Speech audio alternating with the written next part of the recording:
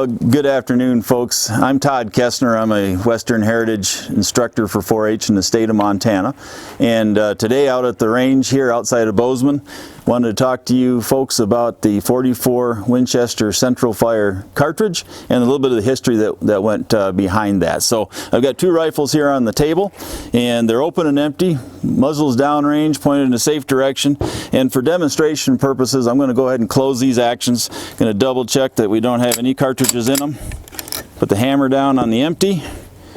Check the other rifle. Put the hammer down on the empty, and that gives you a better view of what the two rifles look like with the action closed. In 1873, Winchester came out with a rifle to improve upon the 1866 Winchester. And the 1866 Winchester was an improvement over the 1860 Henry. And the Henry shot the .44 caliber rimfire cartridge called the .44 Henry. And the .44 Henry had about a 200 to 216 grain bullet, but only could hold somewhere around 24, 28 grains of black powder. When Winchester came out with the 1873 Winchester, one of the big improvements on the rifle was the side plates on the 66 were harder to take off and clean, but the side plates on the 73 came off quite easily. But even bigger improvement than that was the introduction of the .44 Winchester Central Fire cartridge. This cartridge had about the same bullet in it as the .44 Henry. It's anywhere from 200 grains to about 216, 218 grain bullet. But the .4440, or the .44 Winchester Central Fire as it originally was called, carried about 40 grains of black powder. So as you fired the rifle of the 66 with the .44 Henry in it, and then moved to the 73, you picked up about 200 foot-pounds of energy at the muzzle and about 120 feet per second. The Henry rifle that was a predecessor to the 66 was the rifle that introduced the .44 Henry, the Rimfire. And when they came out with the 66, an improved model, they stuck with the .44 Henry Rimfire. So next we're going to take a look at the cartridges themselves, and so you can see the difference between the two and what each cartridge, the advantages and disadvantages of each cartridge. So first, let's take a look at the .44 Henry. .44 Henry was a great improvement over paper cartridges, over the loose powder and ball, and it came in a copper case, straight-walled case, so it was a very early self-contained cartridge. You could hold 16 rounds in both the 1860 Henry and in the 66 Winchester. The thing about a rimfire, however, is that it has to have a soft copper case, because the firing pin, just like on a .22, the firing pin has to be able to hit that case and dent that enough to ignite the fulminant on the inside. And so the disadvantage of that particular system is if you get too powerful of a cartridge, then you're going to bulge this soft copper case. If the case is too hard, it wouldn't go off because the firing pin would not be able to dent enough in order for that fulminant to go off. And it's a soft metal, and so you get into too big of a powerful cartridge and you're going to start bulging this thing and have extraction problems. So when the .44 Winchester Central Fire came out, they used a brass case. Almost the same bullet as we talked about a minute ago as the .44 Henry, but it had 40 grains of powder behind it and had a stronger case and a central fire system.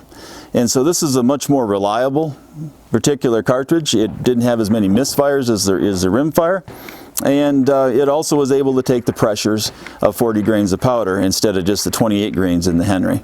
So with the introduction of this new central fire mechanism, the reliability and the extra power over the .44 Henry, it didn't take long for the .44 Winchester Central Fire to become very popular, and the 73 Winchester to become very popular.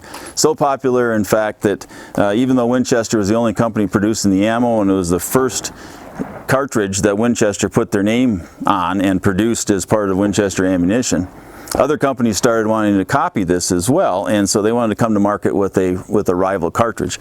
Same goes for the Colt company. Colt brought out the single action army in '45 in 1873, same time as the Winchester rifle came out. But the .44 Winchester Central Fire became so popular that by 1877, Colt was chambering their single action army for the .44 Winchester Central Fire.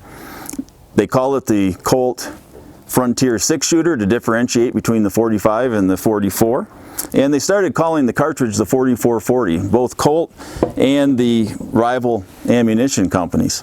Neither the ammunition companies nor other gun companies wanted to give Winchester any credit and advertise for a competitor, and so instead of calling the Winchester Central Fire, they adopted the 4440, and that was 44 caliber, 40 grains of black powder, and that's a lot of folks would refer to this cartridge today as the 4440. So today I'm going to test this 4440 cartridge, and I've loaded it with double F black powder, GoX black powder, and thanks to Chris Hodgson, appreciate the donations that we get nationwide from Hodgson. Thank you, Chris. And we're going to shoot several of these and see how accurate this particular load is. Most folks will load black powder by volume. In this particular case, if you want a little more precision, you can load by weight. This is 36 grains by weight, and honestly, if I did it by volume, it'd be about 40 grains by volume, but you can be a little more precise by weight. So if you're making any kind of a target round, if you're doing a hunting round that you want some great accuracy in, weight is the way to go. So let's shoot a few of these black powder rounds and see where they go.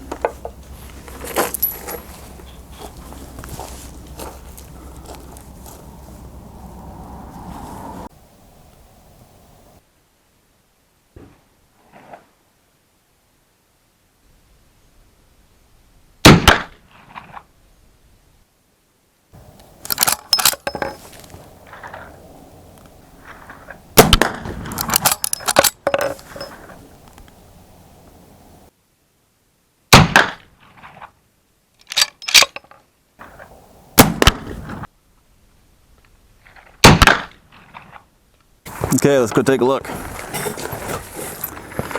Well, we're starting to zero it in here just a little bit. We've tested a new bullet, and had one that was dead center, loved it, can't get a hold of that bullet anymore, so I'm trying a new bullet. So we've got, about a 4-inch group at 50 yards here. We've been shooting 50 yards, a little bit to the right. Not as good as it could be, so we're going to do a little bit of work, but still pretty accurate shot on deer. The 4440 caliber took more deer than any other gun up until the 30-30, and so very good deer round, particularly within 100 yards. Shooting black powder cartridge is a ton of fun. I hope you got to see some of the smoke. We'll keep working with this, and I'll find maybe a different bullet or a different lube or a different load, and we'll give her another try sometime down the road and get this thing even tighter. Thanks for coming.